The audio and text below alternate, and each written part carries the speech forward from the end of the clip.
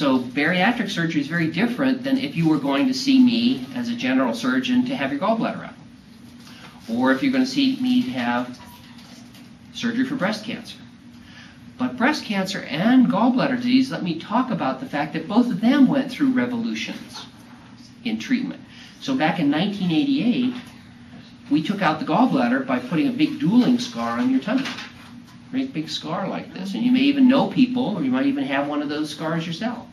Because we thought the best way to get your gallbladder out was to kind of open you up like a fish and get our hands in there. And then some wacky guys said, we can do it with a TV camera and a straw, and we can get your gallbladder out. And back in 1988, I remember very well, I was a professor of surgery at the University of North Carolina in Chapel Hill, and I was in a meeting room very much like this, and two of my residents had returned from the American College of Surgeons meeting, and they talked about this new laser laparoscopic gallbladder surgery, and as the professor leading the discussion, with my great wisdom, I said, that'll never fly.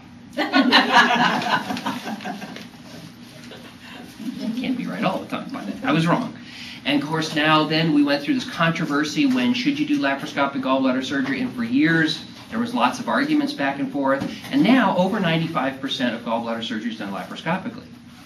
Similarly, you may know about breast cancer. In the distant past, actually not that distant past, if you had breast cancer, I did a kind of operation which was known as a modified radical mastectomy. And you cut away the entire breast, the chest wall, the muscle underneath the armpit, and cleaned out that whole area. Okay? And interestingly, in that past, before the internet and before group discussions and before learning about all the other choices, if you got referred to me as a surgeon and I believed in that surgery, you had it, period.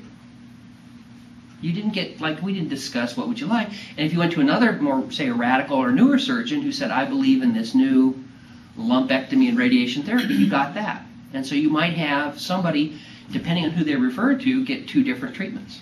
And they never really knew about what was happening in medicine. Their medical doctor knew a surgeon that they worked with, and you got referred to that surgeon, and if he had an old-timey approach, you got that approach. And if you got a newer doctor, you got the new approach, and there was no discussion and no patient education. Okay? Now things are different.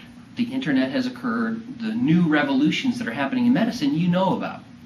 And we feel like this talking in a group is really valuable.